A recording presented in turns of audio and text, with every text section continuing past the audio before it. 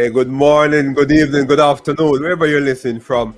I know, I understand that this world is full of time zone, right? Time zones, time zones, time zone. Right now in Florida, it's almost 7:30 ET, 7:30 afternoon. I know in various other places like Jamaica, it's almost 6:30. And our guest today will be coming to you from Jamaica, right where it's 6:30.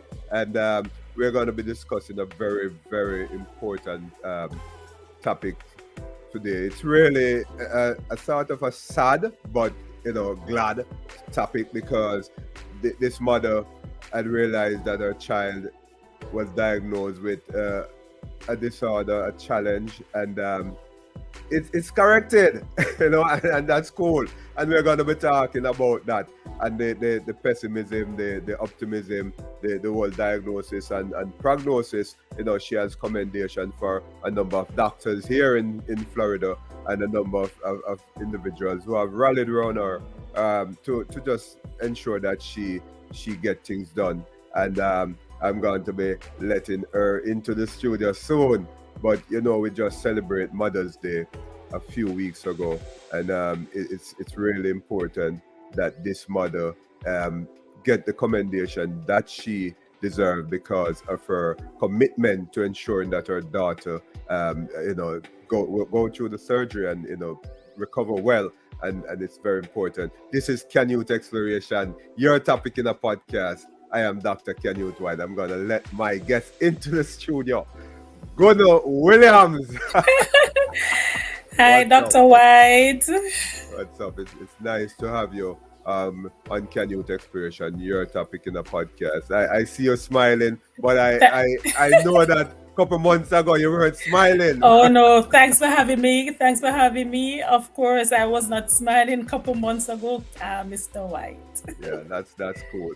But before I asked you any question, there's something that I'd like to show the audience and those who are watching on the channel, YouTube channel, those who cannot see but listen on their favorite podcast platform.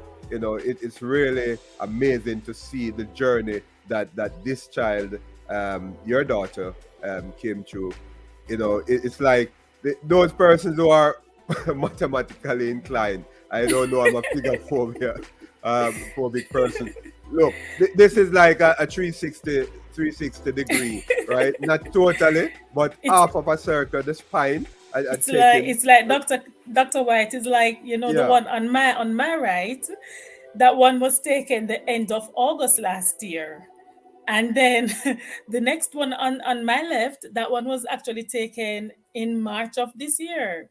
Wow. So it shows. But I won't show the other one yet, Gooden. No. We want to talk first, right? But look, Sure. What's the diagnosis though? What happened? Okay, so she has my daughter, my 12-year-old. She was diagnosed with severe scoliosis. And when we say severe, we're talking about it's a deformity of the spine where the spine goes in either a C or a S shape. So it's curved. And so she was diagnosed with severe scoliosis. Normally, once it passes 40 degrees, they call it severe. Okay, and hers was up to, as a matter of fact, over 100 degrees in March when it was done. Wow. Was it a S or it was like hers was in a S, yes. Wow. Yes. That's sad, and she must have experienced a lot of pain, spasm. Dr. White. Yeah. This is so. I'm lost for words. I am really going to encourage parents when you hear your children talking, saying things they're not feeling well, pay full attention. Because my daughter, she complained of back pain, and I just shove it. Honestly, even when I take her to the doctor, we laugh at her because my daughter is very dramatic, Right. extremely dramatic. So sometimes we just think it's just another part of her drama. Yeah. But from time to time, she would complain, "Mommy, when I sit too long, my back hurt. If she lie in a particular position, her back hurt." But then I just ignored it because I thought, sometimes the bed might cause back pain. Yeah. People normally suffer with back pain. Right. And so I really did not pay much attention to it, Dr. White. Yeah. And it's actually when she was summer, she was away summer. Right. And they went, her daddy took her to the pool, and she's in her bath suit, so she's partially naked. Yeah. And daddy called me. He was so hysteric. Michelle, did you notice our baby back? And I was like, no. You know, she's walking lean, and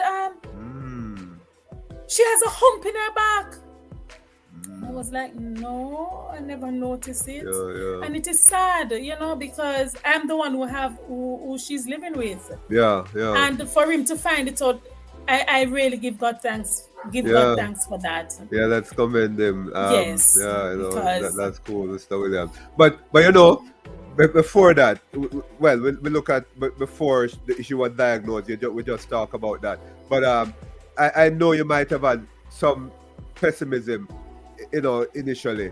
Of course, because when you actually do your studies, when I found out, because I knew nothing of I heard of scoliosis, but I wasn't privy to certain kind of information. And when I started doing my research, I realized that it can affect her heart. Later down the line, it can affect her lungs. She can die because if it pressed towards her heart or her lungs, that will give her complications. And she can walk tippy over, lean, very lean. Fall, yeah. So the worst things came to my mind, and I was like, my 12-year-old, I don't want to see her in that kind of position. Right. So I was right there, Dr. White. I was right there. So you were thinking that, hey, I give up. Nothing will ever happen. Dr. White, my philosophy in life is that all things are possible with God. Nothing is impossible. And so I even though I went into depression when I found out, because for days I cried, no, I picked myself up and I said no. I started thinking, and I remember calling you. I don't know if you remember that call as well, Dr. White.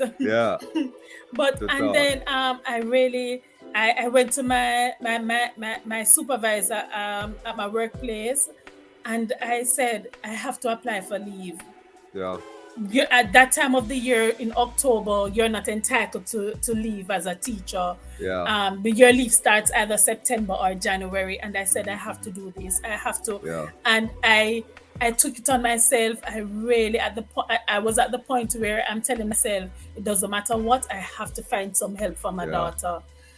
And I signed up for leave, not knowing if it was going to be granted. But I did go ahead, and of course, when we went to her pediatrician, because he was the one who actually, I found out first, because after the x-ray, I opened the envelope and read it for myself. Okay, I was curious. Makes sense. And when we took it to her pediatrician, and he was in awe. He was in awe because we didn't see it, like literally, and when he called around Dr. White, he called the head doctor of a particular institution, orthopedic institution, and Dr. White, that doctor says, we can't help them here in Jamaica because we don't do that kind of a surgery here. It is bad, and you have to direct her to the States. And I was listening to the conversation, and Dr. White, I went in deeper depression to hear a head doctor saying that, and I'm like, okay, I don't know nobody like that in the States. I'm not. How am I going to get this kind of help? When I read upon it, Dr. White, a procedure like that is over $250,000 US. Wow, that's a lot. That's, listen to me, that even sent me deeper, and I said, okay. I cried for days. I didn't know what to do. Her father he went driving, trying to see if he could assist in any way. Right. My sister, who lives there as well, tried Yeah, to yeah. let's see if they could help in any way, and nobody came up with any solution. And of course, my big daughter, Yeah. she has this friend, and I'm going to call her name Dana because That's all right, please. I am so, I don't know, I think I hold Dana probably half of my life. Yeah. And so her Dana is one of her friend. Yeah. They worked together when Dana was living here. And so she reached out to Dana. I didn't know that, Yeah. My daughter reached out to Dana, but I was not aware of that. Yeah. And of course, Dana reached out to another friend of hers, Janny, Janny took it personal. Janny took it as if it was her child. When Janny eventually, I got a message from Dana to say, Leslie, my daughter told her this and so forth and so forth. And then she said that she reached out to a friend of hers, and she said that Janny will reach out to me. And of course, Janny messaged me and said, she feel as if it's her 11-year-old daughter. When she look at how curved the spine was, she said it touched her heart. And so she reached out. She's just a normal person, normal, ordinary person, Janny. Yeah. And she reached out to several doctors. She reached out to several doctors. Of course, she got replies and all of that. But one specific doctor who we didn't even know it was going to be possible, Canute. And I really want to cry because it is so emotional what I went through. No, that's all right. That's all right. It is like, I know it's only God. It has to be. It is just God. And trust me, anybody who doesn't believe that there's a God, trust me, it has to be God. When Janny Janny reached out to the doctor, and she sent a reply from him to say that they will try to help, but he will have to reach out to somebody else in his circle, in his circle and all of that. And well, I said, well, there is some hope. My hope even lift higher there. My faith in God lift higher. And I prayed for days. I prayed and I cried. I don't think I've prayed to God so much. I literally, and every time I pray, Canute, there was always an answer to something. I hear some message, something coming in. But even up to the time I booked my ticket last year, October, to go away, we didn't get any confirmation. But I said, I am going anyway. I'm going to the States. I don't care what will happen, I'm going. And I booked my ticket. I booked our ticket, Canute, and 2 days before we traveled, we originally planned. The ticket was booked for Cleveland, Cleveland. And 2 days before we actually traveled to the States, I got word that I need to reach out to this doctor. And I got even a number. So and I got all the email back and forth, that Janny actually sent to me. And I did reach out. I reached out to the doctor's assistant, the nursing manager for the doctor, and I reached out to her. And she said to me, I explained to her, and she said, "Oh, the doctor told her of me, so she's going to work with me." And she said to me, guess what? I can make arrangement for you to see the doctor the 22nd of November. Of course, Dr. White, 22nd of November was too far because I booked my ticket for the end of October. So I need to see a doctor earlier. So of course, I said, I just was working with the Lord. I said, God, have to work it out for me. Definitely. And then I said to her, and nicely say to her, can I get an earlier date? Because, and I explained to her why. And she said, I must give her one more day. So the day before I travel now, I called her back. I called her and she said, you can select 2 days, I have 2 days for 2 dates for you. Either the 2nd of November or the 9th of November. Who could it be? Yeah, man. Yeah, It man. has to be done. And I did Yeah. choose the 9th of November because at the time COVID was rampant. So I said, Okay. if I go to Cleveland, I will have to quarantine for the 10 days Yeah. before Okay. Yeah. traveling. So I did that. And then I traveled to Florida. Yeah. And from there, Dr. White, we saw the doctor. I love that doctor. I really don't. I should have gotten permission to call his name today. Oh yeah. No, you. I mean, I don't think it would be a problem to call his name, right? He's a doctor and he had done well. And Dr. Kevin Neal, he has done extremely well. Yeah. And he was so nice. I can't remember a caring doctor like that. He actually spoke to my daughter like he didn't even talk to me. He talked with my daughter. He explained to her what will happen, what can happen, and he said to her the things that can happen down the road, Right. And he says it's best if she would do the surgery now, because she's young and her body is fit, and she will recover better now than if she waits and all of that. And he asked her, would you like to do the surgery? And she cried before she answered. Oh. Yes, he asked her. He didn't ask me first. Yeah, I love that. He asked her. And I was drawn about because I'm saying, okay, this is a real person. Because doctors normally just address mummies and they really don't care about the child's feeling. And really and truly he took her feelings he wants her to be consideration. comfortable. Yes. Yeah.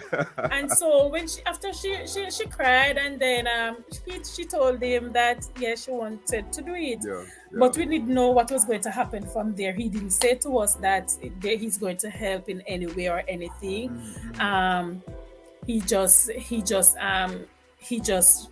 did his paperwork and said that we'll talk further. That's in Jacksonville, Florida, right? That's in Jacksonville, Florida. Okay, cool. Jacksonville, Florida. Cool. I must commend that doctor in Jacksonville, Florida. All right, the Sunshine State. What is his name again, Gooden? Dr. Neal. Dr. Neal. Yes. Congratulations to you, sir. You're commended for the the great job that you had done. He and his team, yes. He has a team. Definitely. He naturally doesn't work alone. So extended that. Yes, I really I appreciate that doctor so much. And of course we have a bill because he sent us to do MRI afterwards. Same time in November. We had to do our scans, MRI, blood works for them to know what was happening and all of that in more detail. Of course, we have that bill working with. And I came back home with no words to say the surgery or not the surgery or nothing. I had to come back home. I like you say that though, because the surgery thing. I want us to talk a bit about the surgery. You're not a medical professional, but tell us about the surgery. What the experience was like. All right. So we got word that it was now official where we were given a surgery date. Right. Yeah. So our surgery date was we got March and April. No, it was a process where she had a halo. They put for the first, we call it's a minor surgery where they put a halo around her head, and they put weights on her head. So and that weight enables the spine to stretch, and for the muscles to be relaxed around the spine. So that weight allow her. It brought her down to about 80 degrees from 100 and something degrees. Yes. So she spent 5 weeks in the hospital every day putting on weights before the major surgery, which is a spinal fusion. Oh, that's interesting. Yes. Okay. So every day they add 5 pounds to her weight until it adds up to the 50 pounds that she needed on her. And Yeah. you were there with her. You were Every beside her at her bedside. Dr. I know White, that. they accommodate. I had a room. I was in her Wow. room. We had everything to our comfort. We had a bathroom. I had a fridge. I had everything to my comfort. I had a little bed that I slept. I didn't leave her side any at all. Wow. None whatsoever. If I walk outside for the sun, I don't even take 2 minutes good. I have to be beside her. Because it was a journey. It was a journey. I love that. But you have some other people to comment. Commendation is in order. Talk to me. Yes, of course. And we had of course the nurses at that hospital at Wolfson. They were great. There were several. What nurses. hospital is that? Can you name Wolfson Children's Hospital. Right, in Jacksonville, Florida. Yeah, right. That's where she was admitted. And the nurses who took care of her, they were great. They were, even though they change on a mostly daily or 2 days basis, but each and every one of them, I mean, when she was discharged, they was just crying. We were crying, like missing them, and they were missing us. So those nurses, they're awesome. I have my friends here even in Jamaica who were very supportive. I can't leave out Carla. That's Carla Cox, right? Yes, I can't leave her out at all. She was so supportive. I really don't want to call much names because I might end up not calling. That's all right. But my sister, she is a gem. Yeah. She is a gem. These people were so supportive. Even Quinela's daddy was not into the surgery. Men are like that. He was the one with the heart that he wants to pop. He wants to die.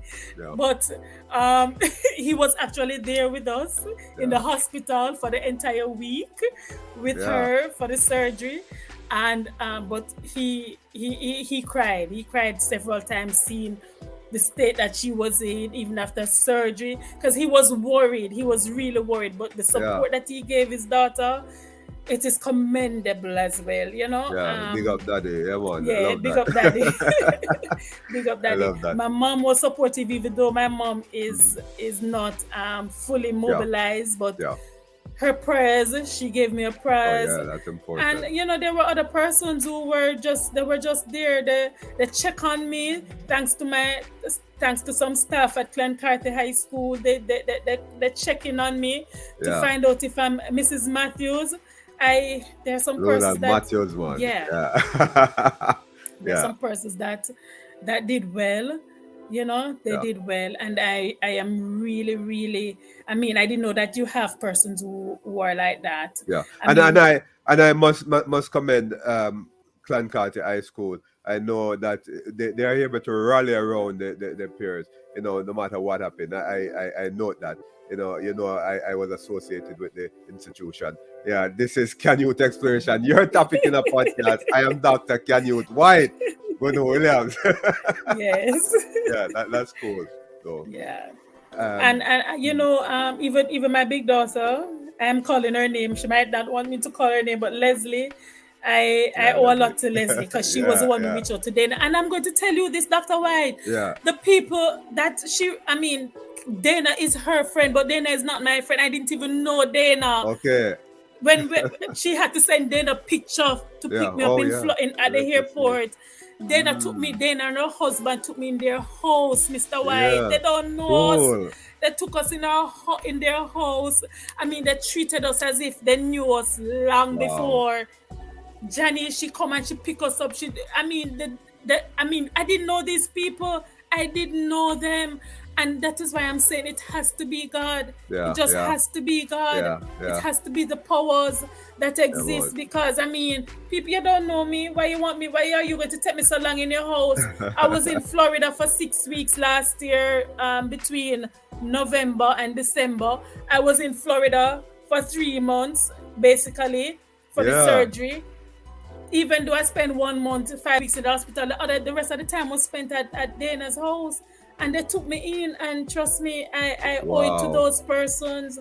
I owe it to them. That is so amazing, though, Gooden Williams, because we say good people are good people. No matter, Yeah, You have good people out you have some there. real good people out there. Yep. And I know it because when I heard, I realized a lot of people rallying around you, and that's good. It tells us that there's still hope, right? In our challenges, right? And our adversities are not only for us, but with your adversity, you're able to talk about it, and somebody will be watching / listening to Can Youth Exploration, your topic in the podcast, and be encouraged, and that's There's very hope. important. But Gooden, the spine, right? I want You to see, I'm show smiling. that at this point because look at it, right? Yes. And those persons listening on their favorite podcast platform cannot see it, but you are watching on Can Youth Media, our YouTube channel, will see that it's now not exactly 180 degree, which is a straight line, but yeah, because I don't expect our spine to be that straight, but it's there. From where it was coming Yeah. from, that's a straight spine. From It's where there. it was coming from, Yeah, oh my God. 180 degrees. Yeah, Look here. it's there. It's amazing. It's Yeah. amazing what doctors can do. It's Yeah. amazing. Yeah, it's really amazing, and it's really good that they have brought it from right what we're seeing there now, nearly a circle, off of a circle, and yeah, bringing it to this. It's really great, and hats off to that doctor. It's really amazing. But Gooden, I know you. You are not the sort of person who would want to elicit assistance. I know the sort of person you are, and that's fine. That's okay, right? Even when you're in dire needs. But it's also okay when we're in dire need to say, hey, I need some assistance. That's okay, because if I do, I will say it. I need some assistance. So that's fine, Gooden. What type of assistance you may need moving forward?